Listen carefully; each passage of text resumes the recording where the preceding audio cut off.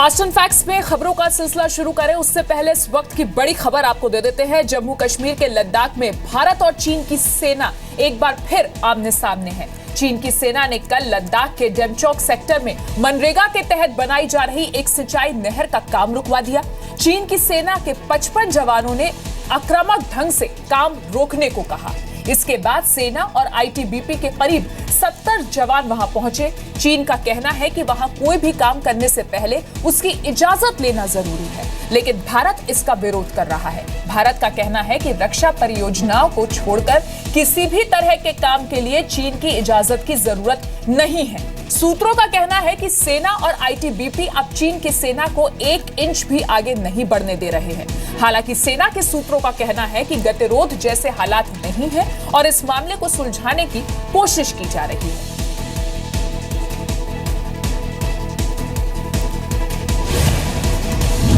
देश में अगले साल से लागू होने जा रहे गुड्स एंड सर्विसेज टैक्स यानी कि जीएसटी की 4 दरों पर सहमति बन गई।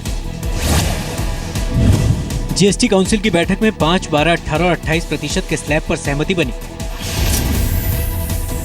Considering the inflation impact of just having one standard rate, we have had 2 standard rates of 12 and 18%. That we decided that it will be a 5% duty, and these will be items of mass consumption which are used particularly by common people. Consumer price index में शामिल 50% उत्पादों पर कोई tax नहीं लगेगा। Luxury और तंबाकू उत्पादों पर 28% जीएसटी के अलावा सेस भी लगेगा। सोने पर टैक्स रेट का फैसला भी नहीं हुआ है। व्हाइट गुड्स जैसे कि वॉशिंग मशीन, टीवी, फ्रिज वगैरह पर अभी तक 30 से 31% तक की दर से टैक्स लगता था और अब ये घटकर 28% हो गया। दिल्ली में पूर्व सैनिक रामकिशन ग्रेवाल की खुदकुशी को बीजेपी ने साजिश बताया है।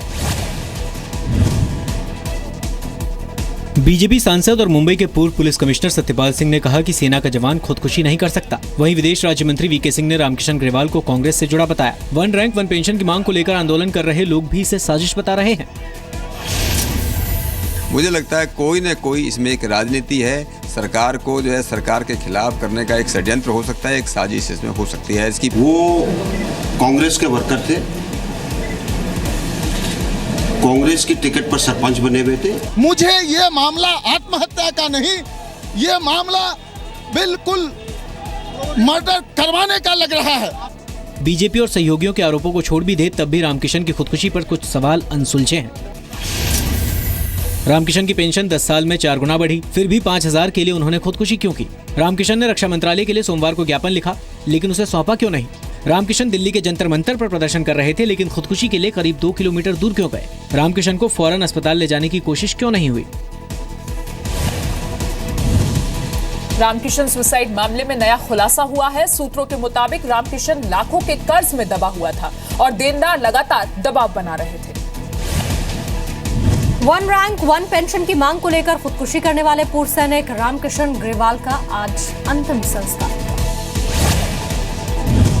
हरियाणा के भिवानी जिले के बामला गांव में रामकिशन ग्रेवाल को आखिरी विदाई दी गई। उनके अंतिम संस्कार में कांग्रेस उपाध्यक्ष राहुल गांधी और दिल्ली के मुख्यमंत्री अरविंद केजरीवाल समेत कई नेता शामिल हुए। कह रहे हैं हम राजनीति कर रहे हैं, सब लोग जाके मिले ना, पीएम भी जाके मिले, सब लोग जाके मिले, सबको मिलना चाहिए। पूर्व सैनिक ने आत्महत्या की है, कोई छोटी बात है क्या? सूबेदार रामकिशन ग्रेवाल के को मानसिक संतुलन के बारे में अपशब्द और गाली की भाषा का इस्तेमाल करना देश के लिए शर्मसार है। इसके लिए नरेंद्र मोदी जी को माफी मांगनी चाहिए। जो कुछ भी कल से घटनाक्रम दिखाई पड़ रहा है वो शुद्ध रूप से पार्ट टाइम पॉलिटिशियंस का फुल टाइम पॉलिटिकल परपंच है। दिल्ली सरकार ने रामकिशन ग्रेवाल के परिवार वालों के लिए 1 करोड़ के मुआवजे का ऐलान किया है। हरियाणा सरकार ने भी 10 लाख रुपए और परिवार के एक सदस्य को नौकरी देने की घोषणा की है। मंगलवार को रामकिशन ग्रेवाल ने दिल्ली में इंडिया गेट के पास जहर खाकर खुदकुशी की थी। रामकिशन ग्रेवाल 1 रैंक 1 पेंशन की मांग को लेकर दिल्ली के जंतर मंतर पर धरना दे रहे थे। रक्षा मंत्रालय के सूत्रों के मुताबिक बैंक की गलती की वजह से रामकिशन को कम पेंशन मिल रही थी। कल रामकिशन के परिवार से मिलने अस्पताल जा रहे राहुल गांधी और अरविंद केजरीवाल समेत कई नेताओं को हिरासत में लिया गया था। नेताओं को हिरासत में लेने के मुद्दे पर आज गृह मंत्रालय ने दिल्ली पुलिस से रिपोर्ट मांगी। जम्मू कश्मीर में आतंकियों से लोहा लेते हुए शहीद होने वाले लांस नायक मोहन नाथ गोस्वामी के परिवार वालों ने उत्तराखंड सरकार पर गंभीर आरोप लगाए हैं। शहीद मोहन नाथ के परिवार वालों ने उत्तराखंड सरकार पर वादा खिलाफी का आरोप लगाया है। उनके मुताबिक मुख्यमंत्री हरीश रावत ने सरकारी नौकरी का वादा किया था, लेकिन 1 साल बीत जाने के बावजूद नौकरी नहीं दी गई। उन्होंने बोला था उस समय कि हम स्टेडियम बनाएंगे, गवर्नमेंट जॉब देंगे और नेशनल हाईवे बनाएंगे, कोई स्कूल सरकारी उनके नाम से करेंगे, लेकिन अभी तक ऐसा कुछ हुआ नहीं। स्टेडियम बनेगा और एक हाईवे पर नाम पड़ेगा, किसी इंटर कॉलेज पर नाम देंगे, इनमें से अभी तक कोई भी घोषणा में अमल नहीं हुआ। सरकार ने कहा था स्टेडियम बनेगा, वो खेल वाले रोड बनेगी, एक को नौकरी मिलेगी, कुछ भी नहीं हुआ। 3 सितंबर 2015 को जम्मू कश्मीर के हंदवाड़ा में मोहननाथ गोस्वामी आतंकियों से लड़ते हुए शहीद हुए थे। शहीद होने से पहले मोहननाथ गोस्वामी ने 10 आतंकवादियों को मार गिराया था। शहीद मोहननाथ गोस्वामी को उनकी बहादुरी के लिए मरणोपरांत अशोक चक्र से सम्मानित किया गया। शहीद मोहननाथ के परिवार में मां, एक भाई, पत्नी और 7 साल की बेटी है। उत्तर प्रदेश के मुख्यमंत्री अखिलेश यादव की विकास रथ यात्रा का पहला चरण आज उन्नाव में खत्म हुआ। आज सुबह समाजवादी पार्टी अध्यक्ष मुलायम सिंह यादव ने खुद रथ यात्रा को हरी झंडी दिखाकर रवाना किया। मंच पर मुलायम, अखिलेश और शिवपाल एक साथ नजर आए। इस रथ का नाम भी रखा है समाजवादी विकास रथ, और विकास से लेकर के विजय तक जाने का काम समाजवादी लोग करेंगे। विजय और विजय को करना चाहिए, कोई बात नहीं, मुझे कोई आपत्ति नहीं। अखिलेश यादव को भी शुभकामनाएं देना चाहता, सफल हो और हमारा आगे का लक्ष्य है इस उत्तर प्रदेश में किसी भी कीमत पर भारतीय जनता पार्टी की सरकार न बनने पाए। रथ यात्रा में सीएम अखिलेश यादव की पत्नी डिंपल यादव भी साथ रहीं। हालांकि यात्रा शुरू होने के कुछ देर बाद ही 2 करोड़ रुपए का हाईटेक रथ खराब हो गया। अखिलेश यादव ने इसके बाद अपनी कार से यात्रा आगे बढ़ाई। अखिलेश यादव की विकास रथ यात्रा सुबह 9 बजे लखनऊ के लॉमार्ट मैदान से शुरू हुई।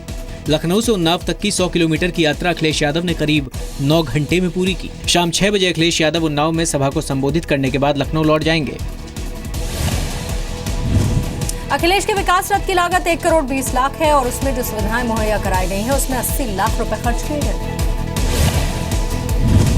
मशहूर शायर मुनव्वर राना ने भोपाल में सिमी आतंकियों के एनकाउंटर पर विवादित बयान दिया है।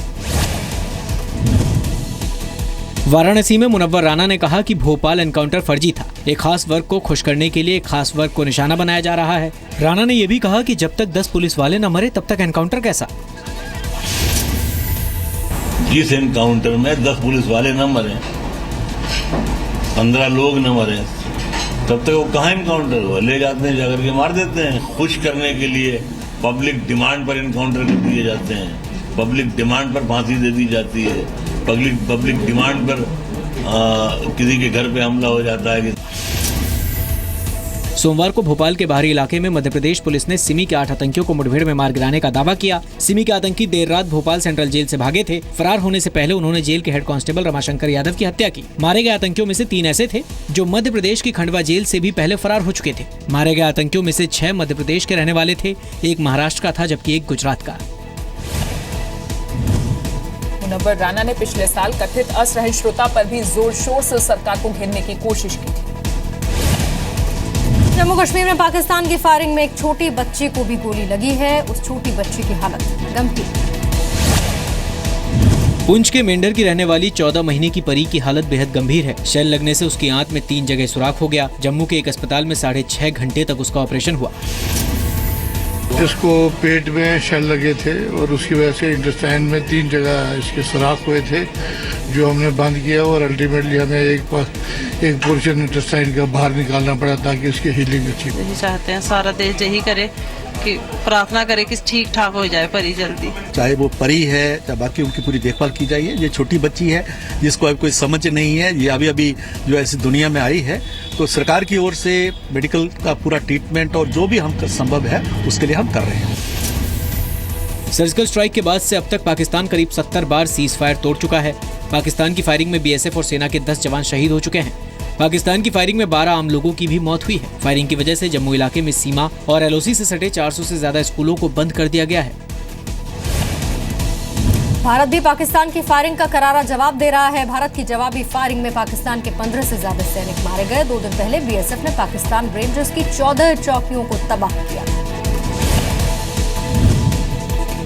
जम्मू कश्मीर में सुरक्षा बलों के हथियार छीनने वाले आतंकियों को अब आसानी से पकड़ा जा सकेगा।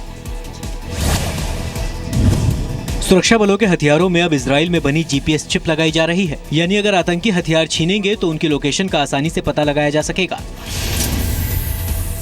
सिक्योरिटी के कुछ कदम उठाए थे, तो जिसके वजह से अगर कोई वेपन को छीनने की कोशिश करता है या छीन के कहीं ले जाता है तो उसको हम ट्रैक कर सकें।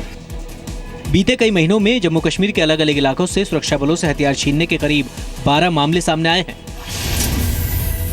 जम्मू कश्मीर के अलग अलग इलाकों में हुई वारदात में अब तक करीब 40 हथियार छीने जा चुके हैं। खुफिया सूत्रों के मुताबिक करीब 100 स्थानीय युवक हथियार छीनने के बाद आतंकी संगठनों में शामिल हो चुके हैं। हिजबुल मुजाहिदीन के नए कमांडर जाकिर मूसा ने भी अपने वीडियो में सुरक्षा बलों के हथियार छीने जाने की बात मानी थी। सूत्रों के मुताबिक जम्मू कश्मीर के अब तक 124 युवा लापता हैं। इनमें से अधिकतर युवा आतंकी संगठनों में शामिल हो चुके हैं। दिल्ली और आसपास के इलाकों में आज भी धुंध है। धुंध की वजह से आज 2 अलग अलग जगह हादसे। दिल्ली NCR में आज भी सुबह धुंध के साथ शुरू हुई। विजिबिलिटी कम होने से कुछ भी नहीं दिख रहा था और इसी वजह से 2 हादसे हुए। यमुना एक्सप्रेसवे पर आगरा से नोएडा जा रही 1 दर्जन से ज्यादा गाड़ियां आपस में भिड़ गई। हादसे में कई लोग घायल हो गए, जिन्हें नोएडा के कैलाश अस्पताल में भर्ती कराया गया है। धुंध की वजह से दूसरा हादसा हरियाणा के रोहतक में नेशनल हाईवे 10 पर हुआ। ट्रक के पलटने से लंबा जाम लग गया। इस पूरे रास्ते पर, चाहे दिल्ली से हिसार आ रहे हो या हिसार से दिल्ली की तरफ जा रहे हो, उस पूरे रास्ते पर भयंकर एक्सीडेंट्स हुए। ये जो आप देख रहे हैं, 5 से 6 ट्रक एक के बाद एक आपस में जा टकराए हैं। दिवाली पर पटाखों के प्रदूषण की वजह से दिल्ली NCR में धुंध लगी हुई है। मौसम विभाग के मुताबिक हालात सामान्य होने में भी 2 से 3 दिन लगेंगे। प्रदूषण की वजह से दिल्ली NCR में PM 2.5 और PM 10 खतरनाक स्तर पर है। प्रदूषण की वजह से लोगों को सांस लेने में भी दिक्कत हो रही है।